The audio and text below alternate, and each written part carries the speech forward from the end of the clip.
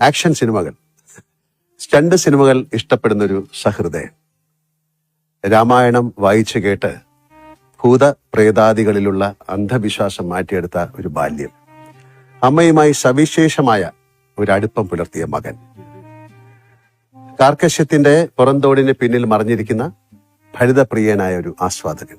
അങ്ങനെ കേരളത്തിന്റെ പിണറായി സഖാവിനെ പറ്റി നാം അറിയാത്ത പലതും എനിക്ക് അദ്ദേഹത്തോട് ചോദിക്കണമെന്നുണ്ട്, നിങ്ങൾക്ക് വേണ്ടി. അതിനു മുമ്പേ ബഹുമാനപ്പെട്ട പിണറായി വിജയൻ അവർകളെ ഈ അഭിമുഖത്തിലേക്ക് ഔപചാരികമായി ഞാൻ സ്വാഗതം ചെയ്യട്ടെ. നമസ്കാരം സാർ. നമസ്കാരം. ഇങ്ങനൊരു അഭിമുഖം എൻ്റെ സ്വപ്നത്തിൽ പോലും ഉണ്ടായിരുന്നല്ല. അതുകൊണ്ട് തന്നെ അതിൻ്റെ ഒരു ത്രില്ലിലും എന്നാൽ സംഘർഷത്തിലുമാണ് ഞാൻ. അഭിനേതാവായാണ് ഞാൻ സാധാരണ ക്യാമറയ്ക്ക് മുന്നിലെത്തുന്നത്.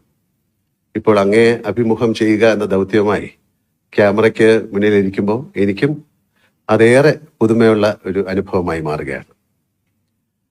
അങ്ങേപ്പോലെ ഒരു മഹാനേതാവിനെ അഭിമുഖീകരിക്കുമ്പോൾ എങ്ങനെ തുടങ്ങണം, എവിടെ തുടങ്ങണം എന്നാലോചിക്കുന്നതിനിടയിലാണ് ഞാൻ അങ്ങേ ആദ്യം കണ്ടത് എന്ന് ഓർത്തു നോക്കിയത്.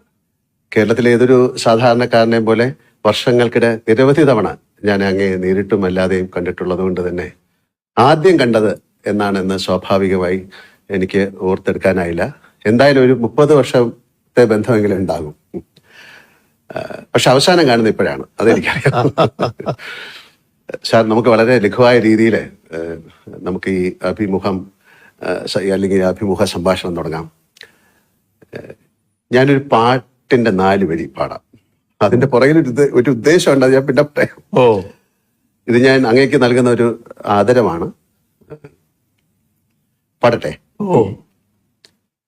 കേരളം കേരളം കേളി കൊട്ടുയരുന്ന കേരളം, കേളി കദംബം പൂക്കും കേരളം, കേരകേളി സദനമാം എൻ കേരളം. എന്റെ കേരളം, അങ്ങയുടെ കേരളം, നമ്മുടെ കേരളം. അല്ല, ഇതിന്റെ പുറകില് ഒരു നല്ല ഉദ്ദേശം എന്താണെന്ന് പറഞ്ഞാൽ അങ്ങും എനിക്ക് 4 വരി പാടിത്തരണം. വേണ്ട വേണ്ട, പിന്നെ നമ്മുടെ ഈ സംഭാഷണത്തിന്റെ ഇടയ്ക്കോ അത് അവസാനിക്കുമ്പോഴോ. സാർ, ഞാന് സിനിമയിൽ വന്നിട്ട് 48 വർഷമായി. അതുകൊണ്ട് തന്നെ സിനിമയുമായി ബന്ധപ്പെട്ട ഒരു ചോദ്യത്തിൽ നിന്ന് നമുക്ക് തുടങ്ങാം.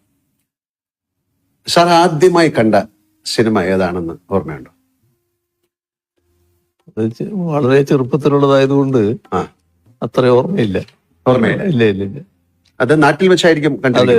അതെ, അന്ന് ചെറിയ ടാക്കീസുകൾ നാട്ടിലുണ്ടാവുമല്ലോ, അതിന്റെ ഭാഗമായിട്ട് കണ്ടതാണ്.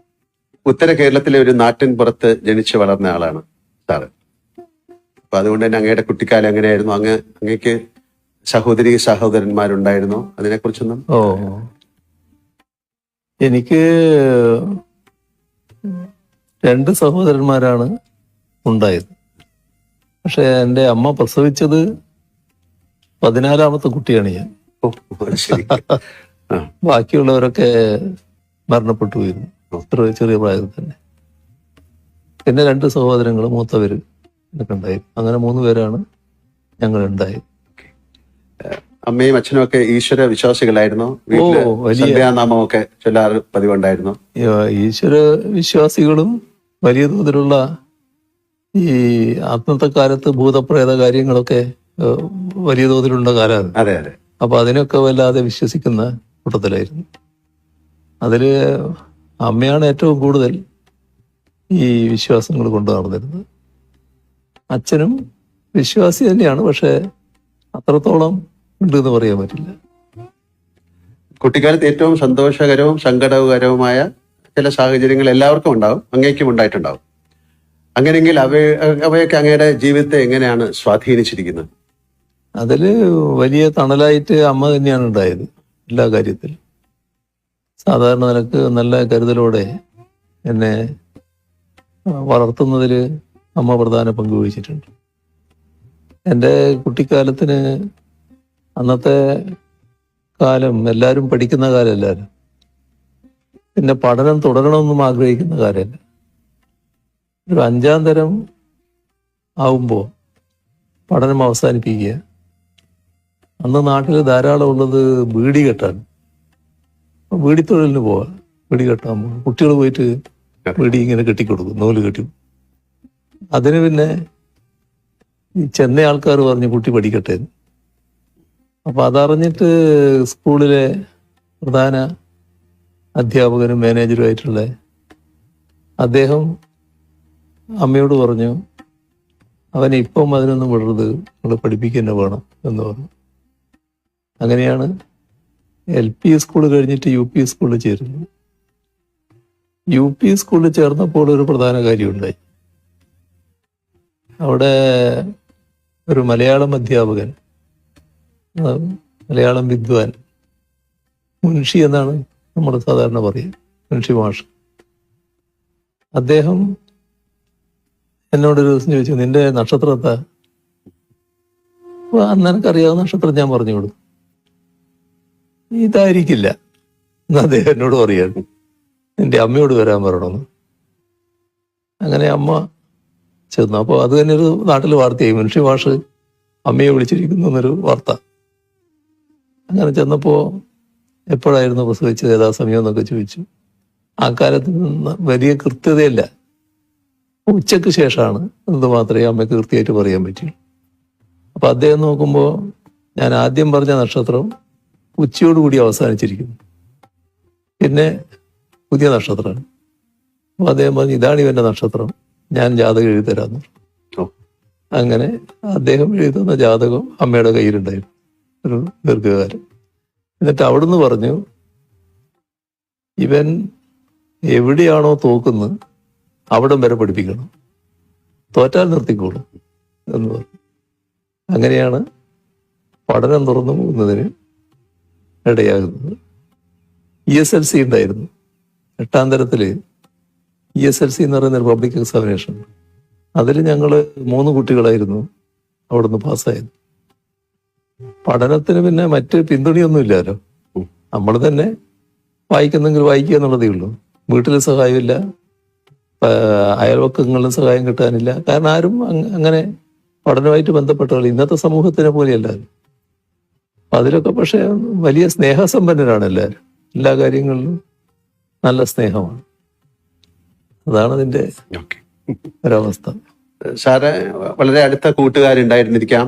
അങ്ങ് പഠനത്തിൽ മാത്രമാണോ അതോ കളികളിലും കായിക മികവിലും ഒക്കെ ഉണ്ടായിരുന്നോ, അതോ വായനയോ കലാപ്രവർത്തനം അങ്ങനെ എന്തെങ്കിലും പറയാനുണ്ടോ? ചെറുപ്പകാലത്ത് എല്ലാവരും കളിക്കുമല്ലോ, ഇന്നത്തെ പോലെ എല്ലാവരും എല്ലാ കളിയും വന്ന് പിന്നെ കുട്ടികള് വലിയ കളിയല്ലേ സാധാരണ. ആ കളികളിലൊക്കെ ഞാനും ഉണ്ടായിരുന്നു. ഒരു പ്രധാനം ഒന്ന് ഫുട്ബോളായിരുന്നു. പിന്നെ കുറച്ച് കഴിഞ്ഞപ്പോൾ നാട്ടിലൊരു വലിയ ബാഡ്മിന്റൺ ടൂർണമെന്റ് നടന്നു. ആ ടൂർണമെന്റ് കണ്ടപ്പോൾ നമുക്കൊരു ചെറിയ കുട്ടികളാണല്ലോ, ഒരു ആവേശം. അപ്പൊ എൻ്റെ അടുത്ത സുഹൃത്തുക്കളുണ്ട്, നാണു, രാജൻ എന്ന് പറഞ്ഞ 2 പേര്. ഞങ്ങളെല്ലാം കൂടി ഒരു കളി തുടങ്ങി. അപ്പൊ അതിന് ബാറ്റില്ല. അപ്പം ഓലയുടെ അടിഭാഗമില്ല, അതിന്റെ മടല് ഇങ്ങനെ കുറച്ച് വീതി ഉണ്ടാവും, അത് വെച്ചിട്ടായി കെട്ടിയ ബോളിൽ കളി. കുറച്ച് നാൾ കഴിഞ്ഞപ്പോൾ പിന്നെ ബാറ്റിൽ കളിയായി. അങ്ങനെ ബാഡ്മിന്റൺ പിന്നെ ഞങ്ങൾ കളിക്കുകയായിരുന്നു, നല്ലതുപോലെ കളിക്കുകയായിരുന്നു. അവരൊക്കെ സ്റ്റേറ്റിൽ നല്ലതുപോലെ കളിച്ചവരാണ്. നാണു എന്ന് പറയുന്നയാള് സ്റ്റേറ്റിന് റെഫറി ആയിട്ടൊക്കെ പിന്നീട് കുറെ കാലം പോയതാണ്. അങ്ങനെ ബാഡ്മിന്റണും കൂടി കളിക്കുകയായിരുന്നു.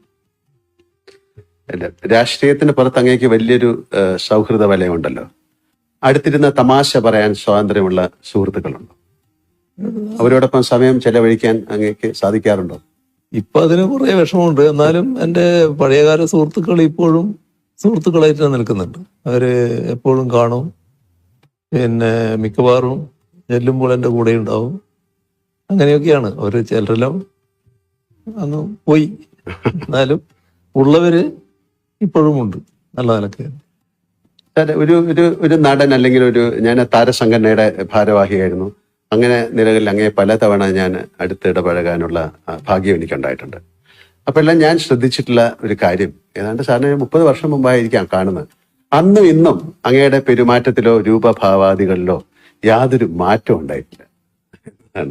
അത് എങ്ങനെയാണ് സാധിച്ചെടുക്കുന്നത്?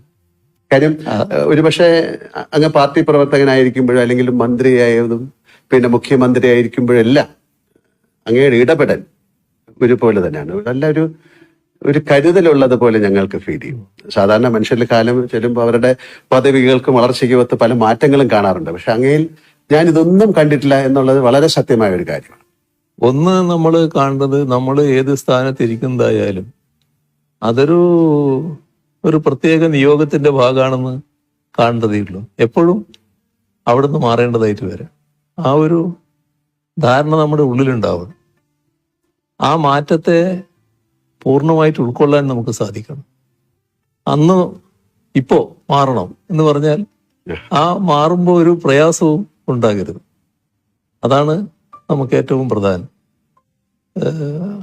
ഞാൻ വൈദ്യുതി മന്ത്രിയായിട്ടാണല്ലോ മന്ത്രിസഭ പ്രവർത്തനം ആരംഭിക്കുന്നത്. അപ്പോൾ എൻ്റെ കുട്ടികൾ ചെറിയ മക്കളാണെന്ന്. വൈദ്യുതി മന്ത്രി സ്ഥാനം ഒഴിഞ്ഞ് ഇവിടെ തന്നെയായിരുന്നു, ഇൻഡസ്ട്രി ആയിരുന്നു. നേരെ നിങ്ങൾ വന്നിട്ടുണ്ട്, ഞാൻ താമസിച്ച വാടക വീട്ടിൽ. ആ വാടക വീട്ടിലേക്ക് മാറി. ഒരു പ്രയാസവും കുട്ടികൾക്ക് പോലും ഉണ്ടായില്ല. നല്ല എന്താണോ, അപ്പം നമ്മൾ എന്താണോ ഉള്ളത് അതുകൊണ്ട് ജീവിക്കാനും അതിൽ സന്തോഷിക്കാനും അതിൻ്റെ ഭാഗമായി മാറാനും കഴിയണം. എനിക്ക് അങ്ങനെ ഒരു നിലയാണ് എപ്പോഴും ഉള്ളത്. ഒരു വല്ലാതെ എന്തെങ്കിലും മോഹിക്കുന്ന കാര്യമില്ല. അതിൻ്റെ ഭാഗമായിട്ട് എപ്പോഴും സംതൃപ്തനാണ് ഞാൻ. ഇത് ബോധപൂർവം നിലനിർത്തുന്നതാണോ അതോ സ്വാഭാവികമായി സംഭവിച്ചാണോ അതോ കുട്ടിക്കാലത്ത് അമ്മയുടെ ആ ഒരു കരുതൽ അന്നത്തെ കുടുംബത്തിന്റെ ഒക്കെ ഒരു പശ്ചാത്തലത്തിൽ സംഭവിച്ചായിരിക്കും? അതെനിക്ക് തോന്നുന്നത് ചെറുപ്പത്തിന്റെ ഒരു സ്വാധീനമുണ്ട് അതിൽ. ഈ ചെറുപ്പത്തിൽ ധാരാളം ഈ മറ്റ് കഥകൾ വായിക്കുമായിരുന്നു. അമ്മയ്ക്ക് വായന അറിയില്ലെങ്കിലും പഴയ തച്ചോളി പാട്ടൊക്കെ അമ്മയ്ക്ക് നല്ലോണം അറിയാം. അങ്ങനെയുള്ള പാട്ടുകൾ എനിക്ക് പാടിത്തരുമായിരുന്നു. എന്നാൽ ഞാൻ വായന പഠിച്ചതിന് ശേഷം രാമായണം, കൃഷ്ണപ്പാട്ട്, ഭാരതം അങ്ങനെയൊക്കെയുള്ളത് അമ്മയ്ക്ക് വായിച്ചു കൊടുക്കുമായിരുന്നു. അപ്പോൾ ആ വായനയിലൂടെ അന്ന് എന്നിലേക്ക് വന്നിട്ടുള്ള ചില ആശയങ്ങളുണ്ടാകും. അതെന്നെ സ്വാധീനിച്ചിട്ടുണ്ടാകും എന്നാണ് തോന്നുന്നത്. ഒരു സന്യാസ ജീവിതത്തിൻ്റെ ചില അംശങ്ങൾ ചിലപ്പോൾ നമ്മുടെ മനസ്സിലുണ്ടാകാനിടയുണ്ടാവും. അതുകൊണ്ടായിരിക്കാം വലിയ മറ്റു മോഹങ്ങൾ അധികം ഇല്ലാതെ വരുന്നത്. വലിയ കർക്കശക്കാരൻ എന്നൊരു പേരുണ്ടത്. പക്ഷെ അതുകൊണ്ട് ചോദിച്ചാണ്. പക്ഷെ അപ്പൊ എന്റെ കണ്ടെത്തലുകൾ ശരിയായിരുന്നു എന്ന് ഞാൻ വിശ്വസിക്കുന്നു. സാറ് സ്കൂൾ ആ സമയത്തൊക്കെ അല്ലെങ്കിൽ കോളേജിലൊക്കെ നാടകങ്ങളിലും വല്ലതും അഭിനയിച്ചിട്ടുണ്ടോ? നാടകത്തിൽ അഭിനയിച്ചിട്ടില്ല, പക്ഷെ ഞാൻ കഥാപ്രസംഗം നടത്തിയിട്ടുണ്ട്. ആണോ? UP സ്കൂളിൽ പഠിക്കുമ്പോ എന്നോടൊരു മാഷ് പറഞ്ഞു കഥാപ്രസംഗം നടത്തണം. അങ്ങനെ ഞാനൊരു കഥാപ്രസംഗം നടത്തിയിട്ടുണ്ട്. അതിൽ പാട്ടുകളൊക്കെ പാടണ്ടേ? പാടണം, പാട്ടൊക്കെ പാടുന്നുണ്ട്. നമുക്കൊരു പാട്ട് പാടണേ. പിന്നെ അതെ ജാലവിദ്യ, മാജിക്. അതായത് ഒരു നൂലിന്മേലൊഴിച്ച് ചോക്ക് കിട്ടും. ചോക്കല്ലേ എഴുതുന്നത്? ആ ചോക്ക് കെട്ടിയിട്ട് ഇങ്ങനെ പിടിക്കും. എന്നിട്ട് ഈ നൂലങ്ങോട്ട് കത്തിക്കും. കത്തിയാലും ചോക്ക് വീഴില്ല. അപ്പൊ അതിന്റെ വിദ്യ എന്താന്ന് പറഞ്ഞാൽ ഈ നൂല് പലവട്ടം ഉപ്പുവെള്ളത്തിൽ മുക്കി ഉണക്കുക. അങ്ങനെ ഉണക്കിയെടുത്തിട്ട് കത്തിച്ചാല് ആ ചാരം അങ്ങനെ തന്നെ നിൽക്കും, വീണുപോകാതെ, ചോക്ക് വീണുപോകാതെ നിൽക്കും. ഇതാണ് ഒരു ജാലവിദ്യ. മറ്റേ ഒരു കഥാപ്രസംഗം ഞാൻ നടത്തിയിരുന്നു. ഒരു വലിയ ആൽമരത്തിന്റെ താഴെ ഒരാൾ കിടന്ന് ഉറങ്ങുന്ന, അദ്ദേഹത്തിന്റെ തലയിൽ നെറ്റിയിലൊരു ചെറിയ അതിന്റെ കായ വന്ന് വീഴുന്നു. അപ്പൊ ഈ കായ് അല്ല തെങ്ങിന്റെ തേങ്ങ പോലത്തെ ആണെങ്കിൽ എന്റെ കഥ എന്താകുമായിരുന്നു എന്ന് പറയുന്നത്. അപ്പൊ പ്രകൃതിയുടെ ഒരു പ്രത്യേകത കാണിക്കുന്ന ഒരു കഥയായിരുന്നു. അപ്പൊ നമുക്ക് പാട്ട് ഇപ്പൊ വേണ്ടല്ലേ, കുറച്ച് കഴിഞ്ഞിട്ടാകാം അല്ലെ? എപ്പോഴെങ്കിലും ഒരു എഴുത്തുകാരനാവണമെന്ന് ആഗ്രഹിച്ചിട്ടുണ്ടോ? അത്തരത്തില് എന്തെങ്കിലും അങ്ങ് എഴുതിയിട്ടുണ്ടോ? അല്ലെങ്കിൽ എന്തെങ്കിലും അങ്ങനെ കുത്തിക്കുറിക്കാന്ന് ചോദിക്കുന്നത് ശരിയല്ല, അങ്ങനെ എന്തെങ്കിലും അങ്ങ് എഴുതിയിട്ടുണ്ടോ? എഴുത്ത് വിശദമായിട്ട് എഴുതിയിട്ടില്ല, പക്ഷെ പിന്നീടുള്ള രാഷ്ട്രീയ ജീവിതത്തില് പല കാര്യങ്ങളും എഴുതേണ്ടി വരുമല്ലോ. അങ്ങനെയുള്ള കാര്യങ്ങളൊക്കെ ഞാൻ എഴുതിയിട്ടുണ്ട്. രാഷ്ട്രീയ ഒരു ആത്മകഥ അങ്ങനെ എന്തെങ്കിലും എഴുതണം എന്നൊരു ആഗ്രഹമുണ്ടോ? അതൊന്നും ഇതിന്റെ ഇടക്ക് അതിനെപ്പറ്റി ഒരു ആലോചനയും ഉണ്ടായിട്ടില്ല. എന്നാൽ പിന്നെ ചിലരൊക്കെ അതിനു വേണ്ടി ഒരു ശ്രമം ആരംഭിച്ചിട്ടുമുണ്ട്, പക്ഷെ അതൊന്നും പൂർണ്ണതയിലെത്തിയിട്ടില്ല. വീട്ടില് വലിയൊരു ലൈബ്രറി ഉണ്ടെന്ന് എനിക്കറിയാം. തിരക്കുകൾക്കിടയിൽ അങ്ങേക്ക് വായിക്കാൻ സമയം കിട്ടാറുണ്ടോ? ഇപ്പോഴത്തെ പ്രശ്നം വല്ലാത്ത പ്രശ്നമാണ്. ഇപ്പൊ വായനക്കൊക്കെ വല്ലാത്ത സമയം കുറയാണ്. മറ്റ് വായന എനിക്കൊരു നല്ല രസമായിരുന്നു, നല്ല രീതിയിൽ വായിക്കാൻ പറ്റുമായിരുന്നു. പക്ഷെ ഇപ്പൊ അങ്ങനെ വായിക്കാൻ അധിക സമയം കിട്ടുന്നില്ല. അപ്പൊ അങ്ങേ ഏറ്റവും കൂടുതൽ സ്വാധീനിച്ച പുസ്തകങ്ങൾ ഉണ്ടാവും, അത് ഏതെങ്കിലും ഒരു പുസ്തകത്തിന്റെ പേര് പറയാമോ? അതില് ഞാൻ വായിക്കുന്ന ഘട്ടത്തില് ഏറ്റവും കൂടുതൽ സ്വാധീനിച്ച പുസ്തകങ്ങളിൽ ഒന്ന് ടോൾസ്റ്റോയുടെ അന്നാ കരീന തന്നെയാണ്. വലിയ ഹൃദയത്തെ ഏറ്റവും അധികം ബന്ധിപ്പിക്കുന്ന, മനസ്സിനെ ബന്ധിപ്പിക്കുന്ന ഒരു കഥ തന്നെയാണെന്ന് പറയാം. പിന്നെ വിക്ടർ ഹ്യൂഗോന്റെ കഥയും പാവങ്ങളും, അത് വളരെയധികം വലിയ തോതിൽ നമ്മളെ ജീവിതത്തെ രൂപപ്പെടുത്താൻ തന്നെ സഹായിക്കുന്ന ഒന്നായിരുന്നു. നമ്മളെ നാട്ടിലെടുത്താൽ തകഴിയുടെ കയർ ഒരു കാലഘട്ടത്തിന്റെ തന്നെ ഒരു ചിത്രീകരണമായിരുന്നു. അങ്ങനെയുള്ളതൊക്കെ ആ കാലത്ത് നല്ലോണം വായിക്കാൻ പറ്റിയിരുന്നു. കവിതകളും വായിക്കും. ഇതെല്ലാം ഒരു പുതിയ അറിവാണ് ആൾക്കാർക്ക്, അതുകൊണ്ടാണ് ചോദിക്കുന്നത്. അതായത് പിണറായി വിജയൻ എന്നാൽ വലിയൊരു കടുപ്പക്കാരനാണ്, ചിരിക്കാത്ത ആളാണ് എന്നൊരു ധാരണ പുറത്തുണ്ട്. എന്നാൽ അടുത്ത പരിചയമുള്ളവർക്ക് നേരെ മറിച്ചുള്ള അഭിപ്രായമാണ്. ഈ പ്രകൃതം സ്വയം എടുത്ത് അണിഞ്ഞതാണോ, അതോ ഈ കടുപ്പക്കാരൻ എന്ന ഇമേജ് മാറ്റണമെന്ന് എപ്പോഴെങ്കിലും തോന്നിയിട്ടുണ്ടോ, അതോ ആളുകൾ തന്നെ അത് തിരിച്ചറിയട്ടെ എന്നാണോ നിലപാട്? അത് ബ്രാൻഡ് ചെയ്യപ്പെടുന്നതാണ്. കാരണം ഞാനൊരു ഇടതുപക്ഷ പ്രവർത്തകൻ, പ്രത്യേകിച്ച് CPIM-ന്റെ ഒരു പ്രധാനി എന്നൊക്കെയുള്ള നിലയിൽ വരുമ്പോൾ അതിലൊരു സാധാരണയിൽ നിന്നൊരു വ്യത്യസ്തനാണ് എന്ന് കാണിക്കല് നമ്മുടെ ചില ആളുകൾക്ക് വലിയ താല്പര്യം ഉണ്ടായിരുന്നു. അതിന്റെ ഭാഗമായിട്ട് ഒരു മനുഷ്യന് പല ഭാവങ്ങളുണ്ടാവുമല്ലോ, അതിലേതെങ്കിലും ക്ഷോഭിച്ച ഭാഗം ഉണ്ടെങ്കിൽ അതായിരിക്കും കൊടുക്കുന്ന ചിത്രങ്ങൾ. അപ്പോൾ മറ്റ് സന്തോഷത്തിന്റെ നിമിഷങ്ങൾ അവരെ കയ്യിലുണ്ടാവും, പക്ഷെ അത് കൊടുക്കേണ്ടതില്ല എന്ന് അവർ പോകും. ഞാൻ പിന്നെ എന്നെ പറ്റി വരുന്ന വാർത്തകളിൽ അധികം അങ്ങനെ വ്യാകുലപ്പെടാറില്ല. അതിപ്പോ സ്വാഭാവികമായിട്ട് വരുന്നൊരു കാര്യമായിട്ട് ഞാൻ കാണാറില്ല. ഞാൻ പ്രതിദാനം ചെയ്യുന്ന പാർട്ടിയോടുള്ള എതിർപ്പിന്റെ ഭാഗമായി അത് എന്നിലൂടെ പ്രകടിപ്പിക്കുന്നു മാത്രമേ ഉള്ളൂ എന്ന നിലക്കാണ് ഞാനത് കാണാറ്. ഈ എതിർപ്പ് ഉയർത്തുന്നവരോടും ഒരു തരത്തിലുള്ള ഈർഷ്യയോ വിദ്വേഷമോ എനക്കൊട്ടുണ്ടാകാറുമില്ല. അത് അവരവരെ രീതി സ്വീകരിക്കുന്നു എന്ന് മാത്രമേ കാണാറൂ. അപ്പം അതുകൊണ്ട് തന്നെ ഏതെങ്കിലും ഒരു തെറ്റായ കാര്യം വന്നാൽ, ഇപ്പോൾ സാധാരണ രാഷ്ട്രീയ പ്രവർത്തകരായിട്ടുള്ള ആൾക്കാർ പല മാധ്യമങ്ങളെയും അപ്പം തന്നെ വിളിക്കും. എന്താ നിങ്ങൾ അങ്ങനെ കൊടുത്തത്, ഇങ്ങനെ കൊടുത്തത് ശരിയാണോ എന്നൊക്കെ പറയും. ഇന്ന് വരെ ഒരാളെ ഞാൻ വിളിക്കാൻ പോയിട്ടില്ല. എന്ത് വാർത്ത വന്നാലും അത് അവിടെ നിന്നോട്ടെ എന്നുള്ളതാണ്. അങ്ങനെയൊരു പ്രകൃതാണ് ഞാൻ സ്വീകരിച്ചു വരാറുള്ളത്. വീട്ടിലെ ഒരു അച്ഛൻ മുത്തച്ഛൻ അല്ലേ, അപ്പൊ ഏത് തരത്തിലുള്ളൊരു സമീപനമാണ് കുട്ടികളോടോ പേരൊക്കെ? അത് വീട്ടിലെത്തിയാൽ ഞാൻ അവരുടെ സ്വന്തം ആള് തന്നെ, അതിനകത്ത് പ്രശ്നമില്ല. എന്റെ പുറത്തുള്ള എല്ലാ തിരക്കുകളും ഇപ്പൊ കുറച്ച് പ്രയാസമുണ്ട്. ഇപ്പൊ ഈ ദിവസങ്ങള് വല്ലാത്ത പ്രയാസങ്ങള്. അതുവരെയുള്ള കാലം എടുത്താല് വീട്ടിലെത്തിയാൽ ഞാൻ വീട്ടിന്റെ ഒരാളായിട്ടങ്ങ് മാറുകയാണ്. അതിന് ഒരു പ്രശ്നം ഉണ്ടാകാറില്ല. അത് കുട്ടികൾക്കും ഉണ്ടാകാറില്ല, വേറെ കുട്ടിക്കും ഒന്നും ഉണ്ടാകാറില്ല. അങ്ങനെ ഒരു അവസ്ഥയാണ്. സാർ, ഇന്നത്തെ തലമുറയിലെ കുട്ടികൾക്ക് പഴയ കാലത്തെ അപേക്ഷിച്ച് ഒരുപാട് അവസരങ്ങളുണ്ട്. ഈ സ്മാർട്ട് ഫോണ്, ആർട്ടിഫിഷ്യൽ ഇന്റലിജൻസ് അതൊക്കെ വന്നതോടുകൂടി അറിവ് സമ്പാദിക്കാൻ ഒരുപാട് വഴികളുണ്ട്. പഴയ കാലം പോലല്ല. എങ്കിലും പുതിയ തലമുറ നേരിടുന്ന ഭയങ്കരമായ സമ്മർദ്ദങ്ങളുണ്ട്. ആ സമ്മർദ്ദങ്ങൾ വലുതാണ്. അവരോടൊരു ഒരു മുത്തശ്ശൻ എന്ന നിലയിൽ എന്താണ് അങ്ങേക്ക് പറയാനുള്ളത്? അല്ല, ഇന്നത്തെ കാലത്ത് ഈ പറഞ്ഞ കാര്യം ശരിയാണ്. കുട്ടികൾ വലിയ തോതിൽ വിവരങ്ങൾ അവരുടെ വിരൽത്തുമ്പിൽ കിടക്കുകയാണ്. ഒന്ന്, കുട്ടി എന്തെങ്കിലും കാര്യങ്ങൾ ചെയ്യാൻ തുടങ്ങുന്നതിന് മുൻപ് തന്നെ സാങ്കേതിക കാര്യങ്ങളാണ് ചെയ്തു തുടങ്ങുന്നത്. ഈ ഫോണും മറ്റും ആയിട്ട് ബന്ധപ്പെട്ടുള്ള കാര്യങ്ങൾ. അപ്പോൾ ഫോണും മറ്റും വെച്ചുകൊണ്ടുള്ള ഒരുപാട് അത്ഭുതങ്ങൾ കാണിക്കുന്നവരാണ് നമ്മുടെ കുട്ടികൾ.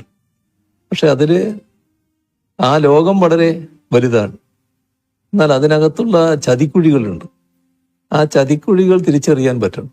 അപ്പൊ അതിന് ചിലപ്പോ ചെറിയ കുട്ടികൾക്ക് എല്ലാ വഴിയും തിരിഞ്ഞു എന്ന് വരില്ല. അപ്പോൾ ഒന്നും അച്ഛനമ്മമാരിൽ നിന്നും മറച്ചു വെക്കാതിരിക്കുക എന്നുള്ളതാണ് ഏറ്റവും പ്രധാനം. സ്വകാര്യമായിട്ട് ചെയ്യാതിരിക്കുക. താൻ കാണുന്നത് സ്വകാര്യമായിട്ട് കാണണം എന്ന നിർബന്ധമില്ലാതിരിക്കുക. അമ്മയോ അച്ഛനോ കാണുന്നതിന് ഒരു തടസ്സമില്ലാതിരിക്കുക.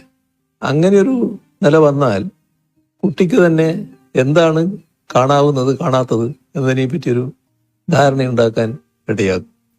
അപ്പോൾ അച്ഛൻ്റെയും അമ്മയുടെയും ഭാഗത്ത് അച്ഛൻ്റെയും അമ്മയുടെയും ശ്രദ്ധയിൽപ്പെടാത്ത കാര്യങ്ങൾ അത് മറച്ചു വെച്ചുകൊണ്ട് ചെയ്യുന്നൊരു നില ചെറുപ്രായത്തിൽ സ്വീകരിക്കാതിരിക്കുക എന്നുള്ളതാണ് ഏറ്റവും പ്രധാനം.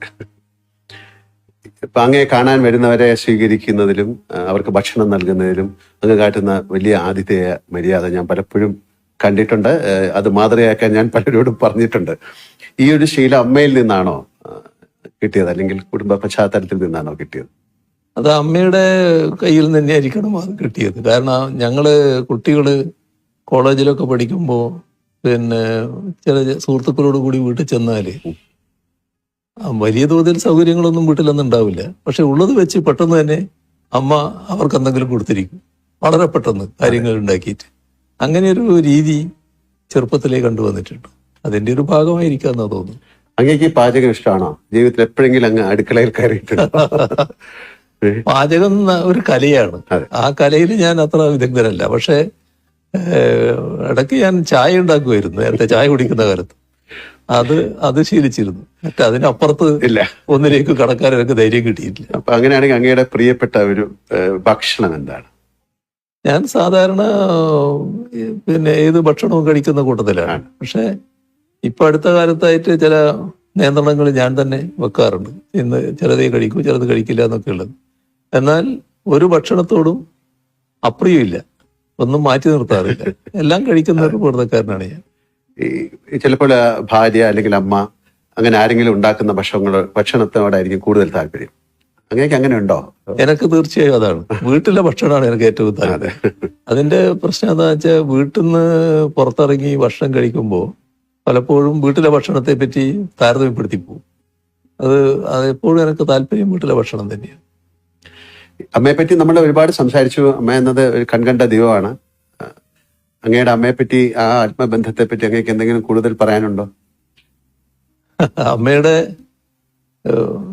വേർപിരിയലാണ് പറയാനുള്ളൊരു ഭാഗം. അതായത് അന്ന് ഞാൻ തിരുവനന്തപുരത്താണ്.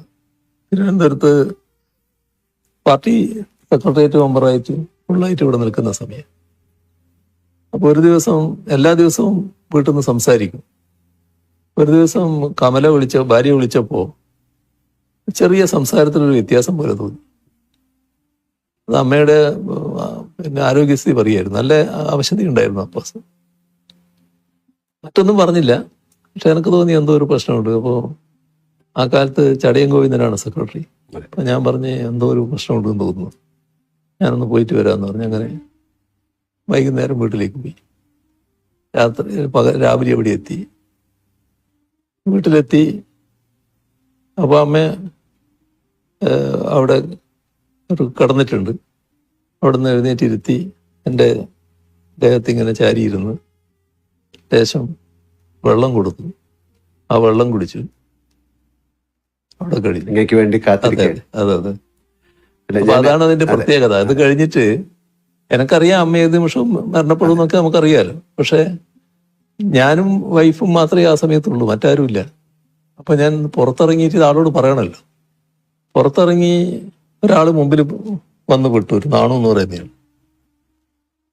പക്ഷെ ഒരക്ഷരം വാക്കിങ്ങോട്ട് വരുന്നില്ല, പറയാൻ പറ്റുന്നില്ല.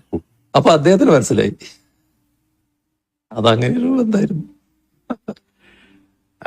അതായത് ഞാൻ കേട്ടിട്ടുണ്ട് അമ്മയുടെ മടിയിൽ തല വെച്ച് കിടന്ന് അങ്ങനെ രാമായണം കേൾക്കുന്നത്. അങ്ങക്ക് ഭൂതപ്രേത പിശാചുക്കളൊക്കെ പേടിയായിരുന്ന സമയത്ത് അങ്ങനെയല്ലേ കുട്ടികൾ? ഭയങ്കര പേടിയായിരുന്നു, ചെറിയ പേടിയല്ല.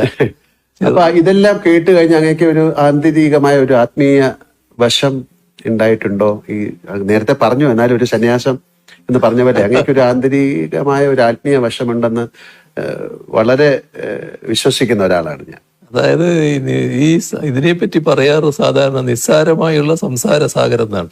അതെ. അപ്പൊ അങ്ങനെ ഒരു തോന്നലാണ് ആ ചെറുപ്പകാലത്ത് എനിക്ക് ഉള്ളത്. അതിന്റെ ഭാഗമായിട്ട് കുറെ ആ സ്വാധീനം എന്നിൽ ഉണ്ടാവും തന്നെയാണ് തോന്നുന്നത്.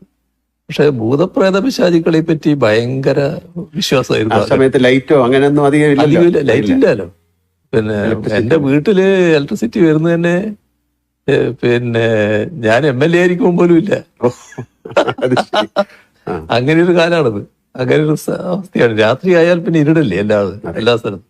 അപ്പൊ എവിടെയും ഏത് ഭൂതവും പ്രേതവും പ്രത്യക്ഷപ്പെടാം. അതൊക്കെ പിന്നെ ഒരു ചെറിയ സമയം കഴിഞ്ഞപ്പോ നമ്മൾ വളരുകയല്ലേ, അതനുസരിച്ച് മാനസിക വളർച്ചയും വരികയല്ലേ. അത് പിന്നെ ഞാൻ തന്നെ മാറ്റിയെടുത്തതാണ് ബോധപൂർവ്വം. അങ്ങനെ ഈ കുടുംബത്തോടൊപ്പം ചെലവഴിക്കുന്ന ഏറ്റവും പ്രധാനപ്പെട്ട സമയം എന്താണ്? അത് ഒരു ദിവസത്തെ യാത്രയാണോ, അതോ ഒരുമിച്ചിരുന്ന് തീൻമേശയിൽ ഭക്ഷണം കഴിക്കുമ്പോഴാണോ? ഏറ്റവും പ്രധാനം തീന്മേശയിലെ ഭക്ഷണമാണ്. കാരണം ഞങ്ങൾ എല്ലാവരും ഒന്നിച്ചാണ് ഇരിക്കുക. ആരൊക്കെയുണ്ടോ എല്ലാവരും ഒന്നിച്ചാണ് ഇരിക്കുക. ആ ഘട്ടത്തിൽ എൻ്റെ സുഹൃത്തുക്കളുണ്ടെങ്കിൽ അവരും ഒന്നിച്ചാണ് ഇരിക്കുക. അങ്ങനെ ഒരു അവസ്ഥയാണ് എപ്പോഴും സ്വീകരിക്കാറ്. അപ്പോൾ അതാണ് ഏറ്റവും നല്ല സമയം. എപ്പോഴും ഭക്ഷണം എല്ലാവരും കൂടി ഒന്നിച്ച് കഴിക്കുന്നത് തന്നെയാണ് നല്ലത് എന്നാണ് ഉള്ള അഭിപ്രായക്കാരനാണ്. അപ്പൊ ഞാനൊരു പാട്ട് പാടാൻ പറഞ്ഞാൽ ഇപ്പൊ പാടുന്നില്ല, കുറച്ച് കഴിഞ്ഞ് പാടാം അല്ലേ? ഞാൻ ഇടയ്ക്കിടയ്ക്ക് പറയും. സാറിന്റെ പിന്നെ മക്കളോ പേരക്കുട്ടിയോ അങ്ങയോട് പറയുന്നൊരു സൂപ്പർ ഹീറോ കഥകളൊക്കെ ഉണ്ടോ? അങ്ങനെ ഒന്ന് പറയാറുണ്ടോ? ഈ ചെറിയ കുട്ടിയായിരിക്കുമ്പം പേരക്കുട്ടിക്ക് വലിയ ഹീറോകളെ പറ്റി വലിയ അഭിപ്രായങ്ങൾ ഉണ്ടായിരുന്നു. ഒരുപാട് ആളുകളെ പറ്റി പറയുന്നത്. അങ്ങോട്ട് വന്ന് സംസാരിക്കും. അതെ. ഈ ഒഴിവുവേളകളില്ല അങ്ങനത്തെ ഒരാളാണെന്ന് എനിക്കറിയാം. എന്നാലും ചോദിക്കുകയാണ്, വീണ് കിട്ടിയ ഒഴിവുവേളകളിൽ എന്ത് ചെയ്യാനാണ് ഇഷ്ടം? അല്ല, ഒഴിവുവേള ഉണ്ടെങ്കിൽ വായന നല്ല ഇഷ്ടമാണ്. പിന്നെ ചില ഘട്ടത്തിൽ പിന്നെ ടിവിയിൽ ഇപ്പൊ സിനിമയൊക്കെ വരുന്നുണ്ടല്ലോ, ചില ഘട്ടത്തിൽ അത് കാണും. അങ്ങനെയൊക്കെയുള്ള കാര്യങ്ങൾ ഞാൻ ചെയ്യും. കുടുംബത്തോടൊപ്പം യാത്ര ചെയ്യാറുണ്ട്? അങ്ങനത്തെ മറക്കാനാവാത്ത യാത്രകളുണ്ടോ? യാത്ര എനിക്കിഷ്ടമാണ്, യാത്ര ചെയ്യാറുണ്ട്. അതിൽ ഏറ്റവും പ്രധാനപ്പെട്ട യാത്ര, ഒരു മറക്കാനാവാത്ത യാത്ര എന്ന് പറയുന്നത് എൻ്റെ സിംഗപ്പൂർ യാത്രയാണ്. ഞാനും വൈഫും മകളും എല്ലാം കൂടി പിന്നെ ഒരു യാത്ര നേരത്തെ ഉണ്ടായിരുന്നു. അപ്പൊ അത് ഇത് കഴിഞ്ഞപ്പോഴാണ്, നമ്മുടെ വൈദ്യുതി മന്ത്രി സ്ഥാനം പോയപ്പോഴാണ്. അപ്പൊ എൻ്റെ കയ്യിൽ ആ സമയത്തുള്ള യാത്ര ചെയ്യുമ്പോൾ നമുക്ക് കിട്ടുന്ന പോയിന്റ്സ് ഉണ്ട്. അതെ. അപ്പൊ അത് ഉപയോഗിച്ചാണ് ഇവിടത്തേക്ക് പോകുന്നത്. ഭയങ്കര കഥ അതിനെ പറ്റി. ഞാൻ യാത്ര പോകേണ്ട താമസം എന്തോ ആരും ഇതേവരെ യാത്ര ചെയ്യാത്ത പോലെ ഭയങ്കരമായ വാർത്തകൾ വന്നു. പക്ഷെ അത് നല്ല ആസ്വദിച്ച യാത്രയായിരുന്നു. ഈ വാർത്ത വന്നു എന്നുള്ളത് കൊണ്ട് വല്ലാതെ വിഷമമൊന്നും എനിക്ക് അന്നുമില്ല, ഇപ്പോഴും ഇല്ല. അതാണ് അതിന്റെ രീതി. ആ യാത്ര നല്ല യാത്രയായിരുന്നു. അങ്ങനെ സിനിമകളൊക്കെ കാണുന്ന ആളാണ്, മലയാള സിനിമകളൊക്കെ കാണുന്നതാണ്. അങ്ങനെ മലയാള സിനിമയിൽ ഏറ്റവും പ്രിയപ്പെട്ട ഒരു കഥാപാത്രം ഏതാണെന്ന് ചോദിച്ചു കഴിഞ്ഞാൽ അങ്ങേക്ക് പറയാൻ പറ്റും? അത് അങ്ങയുടെ ജീവിതത്തിൽ എന്തെങ്കിലും ഒരു പ്രതിഫലിക്കുന്ന ഒരു കഥാപാത്രം ഉണ്ടോ? അല്ല, മലയാള സിനിമയിൽ ധാരാളം കഥാപാത്രങ്ങൾ നമ്മൾ ഓർത്തു വെക്കുന്നവരായിട്ടുണ്ടല്ലോ. ഒരു സാമൂഹ്യ പ്രതിബദ്ധതയുള്ള ഒരു കഥാപാത്രം അങ്ങയുടെ തന്നെയാണെന്ന് എനിക്ക് തോന്നുന്നു. ഒരു മെഡിക്കൽ വിദ്യാർത്ഥിയായിട്ട് ചേർന്നിട്ട് ആ മെഡിക്കൽ വിദ്യാർത്ഥി റാഗിങ്ങിന് നേതൃത്വം കൊടുത്ത് അമൃതം ഗമയ MT എഴുതിയത് അല്ലേ? ഹരിഹരൻ. അതെ, ഹരിഹരൻ. അപ്പോ അതിനകത്ത് പിന്നെ നിങ്ങളാണ് ആ പിന്നെ ഇതായിട്ട് വരുന്നത്. അപ്പോ അവിടെ മാതൃകാ ഡോക്ടറായിട്ടാണ് പിന്നെ പ്രവർത്തിക്കാൻ ശ്രമിക്കുന്നത്. നിങ്ങൾക്ക് ഒരുപാട് നഷ്ടങ്ങൾ സംഭവിക്കുന്നുണ്ട്. പക്ഷെ അതൊന്നും പിന്നെ അവരിങ്ങനെ മുഖവിലക്കെടുക്കാതെ നിങ്ങൾ നിങ്ങളുടെ ആശയത്തിൽ തന്നെ ഉറച്ചു നിൽക്കുന്നു. ഒരു നല്ല സാമൂഹ്യ പ്രതിബദ്ധതയുള്ള ഒരു കഥാപാത്രമായിരുന്നു. ഞാൻ അങ്ങോട്ട് ചോദിക്കാൻ, മോഹൻലാൽ സിനിമകളിൽ അങ്ങേക്ക് ഏത് കഥാപാത്രത്തിനോടാണ് താല്പര്യം? ഇപ്പൊ അത് അങ്ങ് പറഞ്ഞു കഴിഞ്ഞു. ഇതാണ് നല്ല ഇതായിട്ട് എനിക്ക് തോന്നിയത്. ഇതൊരു ഏതെങ്കിലും ഒരു സിനിമ സീൻ അത് അങ്ങ് യഥാർത്ഥ ജീവിതത്തിൽ പ്രയോഗിക്കാൻ ശ്രമിച്ചിട്ടുണ്ടോ, സാധിച്ചിട്ടുണ്ടോ? അല്ല, അങ്ങനെ ഞാൻ ചോദിക്കാറില്ല. ഇല്ല. പക്ഷെ ചില രംഗങ്ങൾ കാണുമ്പോൾ നമ്മുടെ ജീവിതവുമായിട്ട് ബന്ധപ്പെട്ട് ചില കാര്യങ്ങൾ താരതമ്യപ്പെടുത്താറുണ്ട്, ഓർക്കാറുണ്ട്.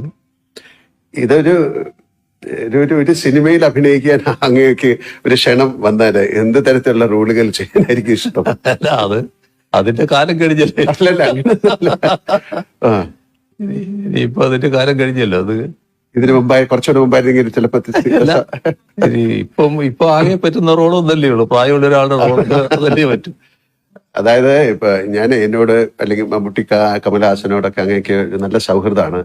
ഞാൻ കഴിഞ്ഞ ദിവസം എന്റെ ഒരു സുഹൃത്ത് രഹസ്യമായിട്ട് പറഞ്ഞു, മുഖ്യമന്ത്രിക്ക് വളരെ ഇഷ്ടപ്പെട്ട സിനിമ രജനീകാന്തിന്റെയാണ്. അങ്ങേക്ക് കൂടുതൽ രജനീകാന്തിന് വലിയ ഇഷ്ടമുള്ള ഒരാളാണ്. അതൊരു ഘട്ടത്തിൽ അതായിരുന്നു എന്നുള്ളത് ശരിയാണ്. കാരണം നമ്മുടെ TV-കളില് സിനിമകൾ ഇങ്ങനെ വരുന്ന കാലത്ത് KTV, അതെ അതെ, അപ്പൊ ആ കാലത്ത് അതില് ധാരാളം രജനി പടങ്ങൾ വരാറുണ്ട്, അതും ആക്ഷൻ സിനിമകൾ. ആക്ഷൻ പടങ്ങൾ. പൊതുവിൽ ഞാൻ ആക്ഷൻ പടങ്ങൾ ഇഷ്ടപ്പെടുന്ന ഒരാളാണ്. അത് അങ്ങയുടെ ആക്ഷൻ പടങ്ങൾ ഞാൻ ധാരാളം പിന്നെ കണ്ടിട്ടുണ്ട്. എല്ലാവരുടെയും നിങ്ങളുമായിട്ടെല്ലാമുള്ള സൗഹൃദം കാത്തു സൂക്ഷിക്കുമ്പോൾ തന്നെ ഈ ഈ പടങ്ങളോട് ഒരു പ്രത്യേകത എനിക്ക് തോന്നിയിരുന്നു, പുള്ളിയുടെ ഒരു രീതികളോട്. അതെ, അതാണ് കൂടുതലും എനിക്ക് തോന്നുന്നത് അങ്ങേക്ക് അതൊരു ആക്ഷൻ സീനിനോടുള്ള താല്പര്യമാണ്. ഞാൻ നേരത്തെ പറയുകയായി, ഷണ്ട് സിനിമകളെ ഇഷ്ടപ്പെടുന്ന ഒരു വ്യക്തിത്വമാണ് അങ്ങ്. സർ, ഈ സിനിമയില് ചിലപ്പോഴൊക്കെ പോലീസ് മർദ്ദനത്തിന് വിധേയനാകുന്ന കഥാപാത്രങ്ങളെ ഞാൻ അവതരിപ്പിച്ചിട്ടുണ്ട്. പക്ഷെ അതൊക്കെ ക്യാമറയ്ക്ക് മുന്നിലുള്ള അനുഭവമാണ്. പക്ഷെ ജീവിതത്തില് അത് ഒരുപാട് നേരിട്ട ഒരാളെന്ന നിലയ്ക്ക് അടിയന്തരാവസ്ഥ കാലത്ത് നേരിടേണ്ടി വന്ന ക്രൂരമായ പോലീസ് മർദ്ദനം, ലോക്കപ്പിലെ ആ ഭീകരമായ രാത്രികൾ, പിന്നീട് ജയിൽവാസം, ഇതെല്ലാം ശേഷം ആ ചോര പുരണ്ട ഷർട്ട് ഉയർത്തിപ്പിടിച്ച് നിയമസഭയിൽ അങ്ങ് നടത്തിയ പ്രസംഗം ചരിത്ര പ്രസിദ്ധമാണ്. ആ ഷർട്ട് അന്ന് അങ്ങ് ഇന്ന് സൂക്ഷിക്കുന്നുണ്ടോ? ഇപ്പൊ എന്റെ കയ്യിലില്ല, ഇപ്പൊ എന്റെ കയ്യിലില്ല. പക്ഷെ അതുവരെ ഞാൻ സൂക്ഷിച്ചിരുന്നു. അത് അതൊക്കെ ഒരു പ്രത്യേക അനുഭവത്തിലുള്ളതാണല്ലോ. നമ്മളെ ലോക്കപ്പില് ഞാനന്ന് ചെറുപ്പമാണ്, അതുകൊണ്ട് അതിനെ അതിജീവിക്കാൻ കഴിഞ്ഞു എന്ന് പറയാം. പക്ഷെ നമ്മുടെ അടിച്ച് തോല് പൊളിക്കുക എന്ന് പറയുന്നില്ലേ, എൻ്റെ ഈ ശരീരത്തിന്റെ തൊലി പൊളിഞ്ഞു പോയിരുന്നു. ഈ അടി കൊണ്ടിട്ട് നീര് കെട്ടിയിട്ട് അതിന്റെ ആ തൊലി പോയിട്ട് വേറെ തൊലി വന്നിരുന്നു. അങ്ങനത്തെ ഒരു അവസ്ഥയുണ്ടായിരുന്നു. അത്തരത്തിലുള്ളതായിരുന്നു തല്ല്. പിന്നെ ഈ ഒരു മിന്നലിങ്ങനെ വരും. ഈ അടി ഈ ഭാഗത്തൊക്കെ കൊണ്ടാല് കണ്ണില് ഒരു മിന്നുന്ന പോലെ തോന്നും. അങ്ങനെയൊക്കെയുള്ള തല്ലായിരുന്നു അത്. അത് വളരെ വളരെ കടുത്ത മർദ്ദനായിരുന്നു. അല്ല, ആഭ്യന്തര വകുപ്പിന്റെ ചുമതലയുള്ള മുഖ്യമന്ത്രിയായി ഭരണം നടത്തുമ്പോൾ അന്ന് പോലീസ് മർദ്ദനമേറ്റ് കിടന്ന 28-29 വയസ്സുകാരൻ ഓർമ്മയിൽ വരാറുണ്ടോ? കാര്യം ശരീരത്തിലെ മുറിവിനേക്കാൾ വലിയ പോറലുകൾ അന്ന് മനസ്സിലേറ്റിട്ടുണ്ടെന്ന് നിങ്ങൾക്കറിയാം. ആ മാനസികാവസ്ഥ ഇന്ന് തിരിഞ്ഞു നോക്കുമ്പോൾ എങ്ങനെയാണ് അങ്ങ് വിലയിരുത്തുന്നത്? അല്ല, അത്തരം ഒരു അവസ്ഥ ഉണ്ടാകാതിരിക്കുക എന്നുള്ളതാണ് പൊതുവിൽ ഞാൻ ആഗ്രഹിക്കുന്നത്. അതുകൊണ്ട് തന്നെ ലോക്കപ്പിലുള്ള മർദ്ദനത്തോട് ഒരു ദയയും കാണിക്കാറില്ല. അത്തരം ഉദ്യോഗസ്ഥരോട് കടുത്ത സമീപനം സ്വീകരിക്കുന്ന നിലയാണ് സ്വീകരിച്ചു പോകാറ്. ഏതെങ്കിലും തരത്തിൽ ഒരു ലോക്കപ്പ് മർദ്ദനത്തിന്റെ ഭാഗമായിട്ട് ഒരാൾ മരണപ്പെട്ടു എന്നൊരു കേസ് വന്നാൽ നമ്മളത് ഇവിടെ പോലീസ് അന്വേഷിക്കാൻ പാടില്ല എന്നുള്ള നില തന്നെ എടുത്തിരിക്കുക. അത് ഉടനെ CBIക്ക് കൊണ്ടുവന്നാണ്. കാരണം ഇവിടുത്തെ ഏജൻസി തന്നെ അന്വേഷിക്കാൻ പാടില്ല എന്ന നിലപാടാണ് എടുത്തിട്ടുള്ളത്. അത് ആ നില തന്നെ സ്വീകരിച്ചു പോവുകയാണ്. അതെല്ലാം ഇതിന്റെ ഭാഗം തന്നെയാണ്. അത് നിസ്സഹായരായ മനുഷ്യനെ ക്രൂരമായി മർദ്ദിക്കുന്നതിനോട് ഒരു തരത്തിലും യോജിക്കാനാവില്ല. അങ്ങ് നേരത്തെ പറഞ്ഞൊരു കാര്യമാണെങ്കിലും ഏത് രംഗത്ത് പ്രവർത്തിക്കുന്നവരാണെങ്കിലും ഇന്ന് നേരിടുന്ന ഒരു ദുരവസ്ഥ വ്യക്തിപരമായ അധിക്ഷേപങ്ങളും വ്യാജ ആരോപണങ്ങളും നേരിടേണ്ടി വരുന്നു എന്നതാണ്. അത് രാഷ്ട്രീയ രംഗത്ത് മാത്രമല്ല, കലാരംഗത്തും ഒക്കെ ഉണ്ട്. വ്യക്തിപരമായ അധിക്ഷേപങ്ങളെ അങ്ങ് ഒരുപാട് നേരിട്ടിട്ടുമുണ്ട്. ഇങ്ങനെ പതരാതെ നേരിടാൻ പ്രാപ്തനാക്കിയത് അങ്ങയുടെ രാഷ്ട്രീയ പശ്ചാത്തലമാണോ, അത് മറ്റു ജീവിതാനുഭവങ്ങളാണോ? അത് നമ്മുടെ മനസ്സെപ്പോഴും ക്ലീൻ ആയിരിക്കണം. നമ്മുടെ മനസ്സിലൊരു കുറ്റബോധം ഉണ്ടാകരുത്. നിങ്ങളൊരു ആരോപണം ഉയർന്നു വരുമ്പോൾ ആ ആരോപണത്തിന്റെ ഭാഗമായുള്ള എന്തെങ്കിലും ഒരു അംശത്തിന്റെ പങ്കാളിത്തം നമുക്കുണ്ടെങ്കിൽ നമുക്കൊരു കുറ്റബോധം വരും. ഒന്നുമില്ലാത്തൊരു കാര്യം പറഞ്ഞു കേൾക്കുമ്പോൾ അതിനൊരു ചിരിയോടെ നേരിടാൻ നമുക്ക് സാധിക്കും. ഇപ്പോ എന്തെല്ലാം ആരോപണങ്ങൾ വന്നിരിക്കുന്നു. ഒരു ഘട്ടത്തില് കേരളത്തിലെ ഒരുപാട് സ്ഥലങ്ങൾ എൻ്റെ പേരിലുള്ളതാണെന്ന് വന്നിരുന്നു. ഒരു വീട് തന്നെ കാണിച്ചുകൊണ്ട് അത് എൻ്റെ വീടാണ് എന്ന്, മറ്റൊരാളുടെ വീട് എൻ്റെ വീടാണെന്ന് കാണിച്ചുകൊണ്ട് വാർത്തകൾ വന്നു. ആ വീട്ടുടമ തന്നെയാണ് എന്നെ അറിയിക്കുന്നത്, ഇതെന്റെ വീടാണ്, നിങ്ങളുടെ വീടല്ല. ഇങ്ങനെയാണ് വാർത്ത വന്നിട്ടുള്ളത്. പിന്നെ സിംഗപ്പൂര് കമല ഇന്റർനാഷണൽ, അങ്ങനെ ഒരു കമ്പനിയുണ്ട്. ഇങ്ങനെയുള്ള ഒരുപാട് വാർത്തകൾ. അപ്പോ അതൊന്നും നമ്മളെ ബാധിക്കുന്നില്ല, ഒരു തരത്തിലും ബാധിക്കേണ്ട കാര്യമില്ല. അതിന് എന്നെ പ്രേരിപ്പിക്കുന്ന കാര്യം എന്താന്ന് പറഞ്ഞാൽ, അല്ലെങ്കിൽ എന്നെ അങ്ങനെ ഒരു രൂപത്തിലേക്ക് എത്തിക്കുന്നത്, തെറ്റുകൾ നമ്മൾ ചെയ്യരുത്. എൻ്റെ പൂർണ്ണമായ വിശ്വാസം ഇതേവരെയുള്ള എൻ്റെ ജീവിതത്തിൽ എന്തെങ്കിലും തരത്തിലുള്ള ഒരു തെറ്റ് ഞാൻ ചെയ്തു എന്ന് എനിക്ക് ബോധ്യമില്ല. അതുകൊണ്ട് തന്നെ എനിക്ക് നല്ല രീതിയിൽ മുന്നോട്ട് പോകാൻ പറ്റും. പക്ഷേ നമ്മുടെ സമൂഹത്തിൽ വലിയ തെറ്റായ ധാരണകൾ നിലനിൽക്കുന്നുണ്ട് നമ്മൾ കാണുന്നു. ഇപ്പോൾ ഒരു അനുഭവം ഞാൻ പറഞ്ഞാൽ, മുൻപ് അന്ന് ഞാൻ മന്ത്രിയൊന്നുമല്ല, ഞാൻ പിന്നെ പാർട്ടിയുടെ ഒരു പ്രധാനിയായിട്ട് നിൽക്കുന്ന കാലമാണ്. അങ്ങനെ ഒരാൾക്ക് ഒരു ട്രാൻസ്ഫർ വേണം. ഒരാളുടെ മകനാണ്, പാവപ്പെട്ടൊരു മനുഷ്യനാണ്. അയാൾ എൻ്റെ അടുത്ത് വന്നു. ഞാനത് ബന്ധപ്പെട്ട ആളെടുത്ത് പറഞ്ഞു, കൊടുക്കാമെന്ന് പറഞ്ഞു. അങ്ങനെ ഒരു ഇടക്ക് നാട്ടിൽ ചെല്ലുമ്പോഴാണ് ഇത് വരുന്നത്. ഇദ്ദേഹമാണെങ്കിൽ ഞാനുമായിട്ട് വളരെ അടുത്ത ബന്ധമുള്ള ആളാണ്. എനിക്ക് വീട്ടിലെത്താൻ വേണ്ടി ചിലപ്പോൾ പുഴ കടന്നു പോകണം. ഇപ്പോൾ രാത്രി ചിലപ്പോൾ 11 മണി വന്ന് അങ്ങനെയൊക്കെ ആയിട്ട് വരുമ്പോൾ ഇദ്ദേഹത്തെ പോയി വിളിച്ചിട്ട്, ഇദ്ദേഹമാണ് തോണി എന്നാണ് നമ്മൾ പറയുക, വഞ്ചിക്ക്, ആ തോണിയിൽ ഇങ്ങോട്ട് കടത്തുന്നത്. അങ്ങനെ ബന്ധമുള്ള ഒരാളാണ്. ചെറുപ്പം മുതലേ എന്നെ അറിയുന്നയാളാണ്. പക്ഷേ ഒരു 2-3 തവണ ഇദ്ദേഹം വന്നതിന് ശേഷം ഒരു ദിവസം എന്നോട് പറയാണ്, അല്ല ഞാൻ എന്തെങ്കിലും വേറെ ചെയ്യേണ്ടതുണ്ടെങ്കിൽ ചെയ്യാം എന്ന് പറയും. അപ്പൊ എനിക്കത് പെട്ടെന്ന് എനിക്ക് മറ്റൊരു തോന്നലും ഉണ്ടാകുന്നില്ല. നിങ്ങൾ എന്ത് ചെയ്യാനാണ് ഇതിൻ്റെ അകത്ത് ചെയ്യാൻ വേണ്ട കാര്യങ്ങൾ പറഞ്ഞിട്ടുണ്ടല്ലോ. അല്ല ഞാൻ മറ്റെന്തെങ്കിലും വീണ്ടും പറഞ്ഞപ്പോൾ എനിക്കൊരു സംശയമായി. എന്താ നിങ്ങൾ പൈസയായിട്ടാണോ ഉദ്ദേശിക്കുന്നത് ചോദിച്ചേ? അതെ. അപ്പൊ ഞാൻ കുറെ കൂടി മാറ്റാം. അപ്പൊ ഞാൻ പറഞ്ഞു, നമുക്ക് ഇവിടെ നിർത്താം, എഴുന്നേറ്റ് ഇറങ്ങിക്കോളൂ എന്ന് പറഞ്ഞു. അത് അത്രയും ഞാനിപ്പോൾ നിങ്ങളോട് പറയുന്നുണ്ട്. മറ്റൊന്നും നിങ്ങളായതുകൊണ്ട് ഞാൻ പറയുന്നില്ല, നിങ്ങളിപ്പോൾ ഇറങ്ങിക്കോളൂ. അപ്പൊ പിന്നെ അദ്ദേഹം പോയി അവിടെയുള്ള ആൾക്കാരോട് എനിക്കിങ്ങനെ അബദ്ധം പറ്റിപ്പോയി ഇങ്ങനെ പറഞ്ഞു എന്നൊക്കെ. എനിക്ക് പിന്നെയും വിരോധമില്ല. പിന്നെ ആ പാവത്തിന്റെ മകന് പിന്നെ ട്രാൻസ്ഫർ കിട്ടുകയും ചെയ്തു. ഒരു കോർപ്പറേഷന്റെ ഭാഗമായി ചെയ്യേണ്ടതായിരുന്നു. അപ്പൊ അതാണ് നമ്മുടെ നാട്ടിലൊരു ധാരണ. ഇത് ഇങ്ങനെ നമ്മളെ ചെറുപ്പത്തിലെ അറിയുന്ന ആൾക്ക് പോലും ഇങ്ങനെ തോന്നുകയാണ്, ഇങ്ങനെ ചെയ്യാൻ പറ്റൂലേ. അത് നാടിൻ്റെ ഒരു രീതിയായിട്ട് വന്നിട്ടുണ്ട്. പക്ഷെ അതിൽ നിന്ന് വ്യത്യസ്തമായിട്ട് തന്നെ നിൽക്കാൻ അന്നും കഴിഞ്ഞിട്ടുണ്ട്, ഇന്നും കഴിയുന്നുണ്ട്, നാളെയും അതിന് മാറ്റം വരില്ല എന്ന് തന്നെയാണ് എൻ്റെ ഒരു പൂർണ്ണ ബോധ്യം. അങ്ങനെ ജീവിതത്തിൽ ഏറ്റവും എപ്പോഴെങ്കിലും ഒരു കരഞ്ഞു പോയ സന്ദർഭമുണ്ടോ? അമ്മയുടെ മരണം അതല്ലാതെ? അത് നമ്മളെ വല്ലാതെ വേദനിപ്പിച്ച സംഭവങ്ങൾ ധാരാളമുണ്ട്.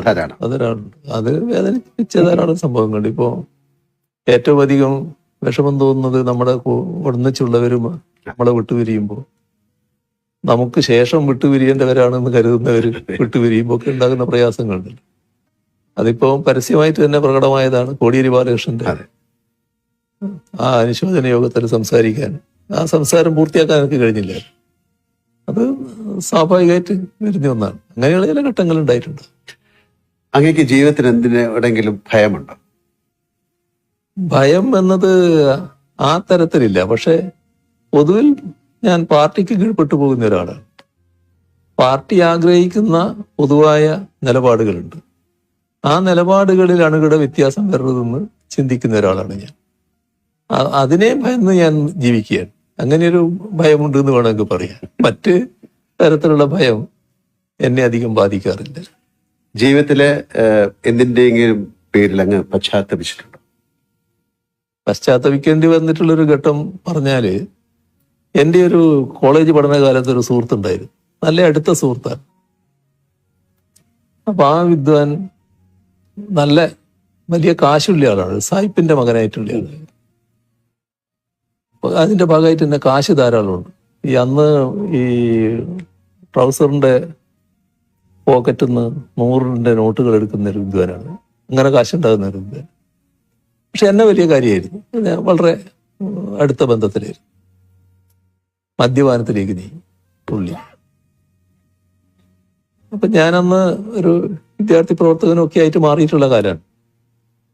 അപ്പൊ ഞാൻ പറഞ്ഞു, അത് ശരിയല്ലേ, ഇത് മദ്യം ഉപയോഗിക്കാൻ പാടില്ല എന്ന് പറഞ്ഞു.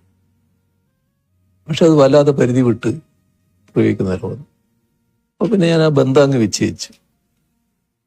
പിന്നെ എനിക്ക് പലപ്പോഴും തോന്നിയിട്ടുണ്ട്, ആ ബന്ധം വിച്ഛേദിച്ചത് അയാളെ കൂടുതൽ നാശത്തിലേക്ക് എത്തിച്ചു. അയാൾ വല്ലാതെ തകർന്നുപോയി. തകർന്നൊരു പൂർണ്ണമായ മദ്യപാനിയായി റോഡ് വക്കിലൊക്കെ ഇരിക്കുന്ന സൈസായിട്ട് മാറിയിരുന്നു.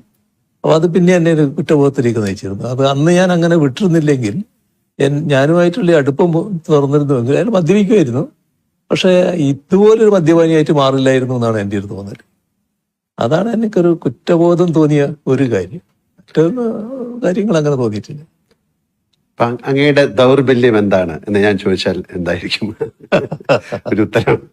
അത് എന്താണെന്ന് ഇപ്പോ ദൗർബല്യം മനസ്സിലാക്കുന്ന ചില ആൾക്കാർ കണക്കാക്കിയത് എൻ്റെ ദൗർബല്യം എൻ്റെ മക്കളാണെന്നാണ്.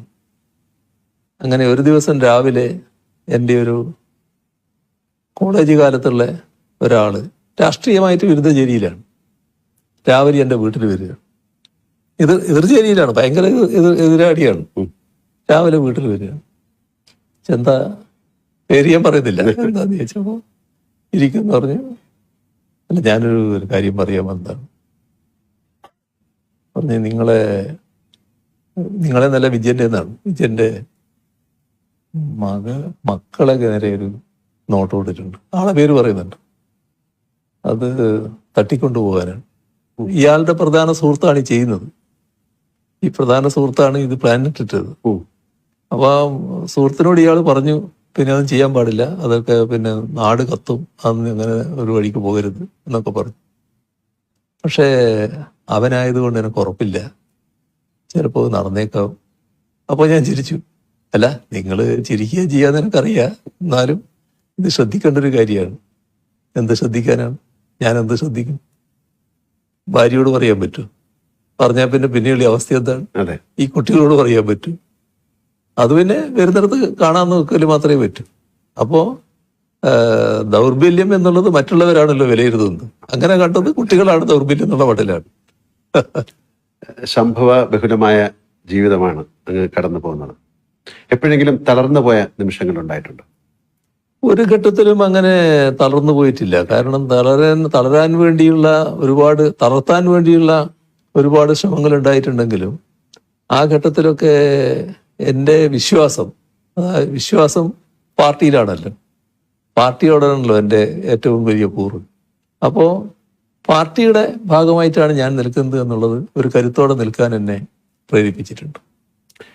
ഈ ഉയരങ്ങളിലേക്ക് എത്തുന്നതിനൊപ്പം ഏകാന്തതയും നമ്മെ വലയം ചെയ്യും എന്ന് ഞാൻ കേട്ടിട്ടുണ്ട്.